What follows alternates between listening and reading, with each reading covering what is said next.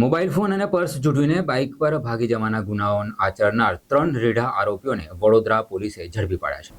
વડોદરામાં મોબાઈલ સ્નેચિંગના ગુનાઓના ભેદ ઉકેલવા માટે વડોદરા ક્રાઇમ બ્રાન્ચની ટીમે સીસીટીવી ફૂટેજ, ટેકનિકલ સોર્સ અને હ્યુમન ઇન્ટેલિજન્સના આધારે તપાસ હાથ ધરી હતી. આરોપીઓએ મોટેભાગે વડોદરા શહેરના પૂર્વ વિસ્તારોને ટાર્ગેટ કર્યો હોવાનું જણાઈ આવતા ક્રાઇમ બ્રાન્ચની ટીમે આ વિસ્તારોમાં સઘન પેટ્રોલિંગ શરૂ કર્યું હતું. આ દરમિયાન બાતમીના આધારે શક્તિ વુડાથી એપીએમસી માર્કેટ તરફ જતા કાચા રોડ પર નજર રાખી, જ્યાં 3 શકમંદ ઈસમો બાઇક પર જોવા મળ્યા હતા. પોલીસને જોઈ આરોપીઓએ નાસવાનો પ્રયાસ કર્યો હતો, પરંતુ ક્રાઇમ બ્રાન્ચની ટીમે તેમને ઝડપી લીધા હતા.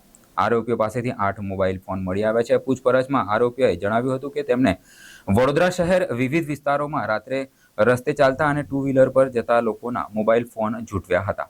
આરોપીઓ દ્વારા આચરવામાં આવેલા ગુનાઓની ખાતરી કરતા વડોદરા શહેર કપુરાઈ, મકરપુરા, પાણીગેટ, સયાજીગંજ અને હરણી પોલીસ સ્ટેશનમાં ગુના નોંધાયેલા છે.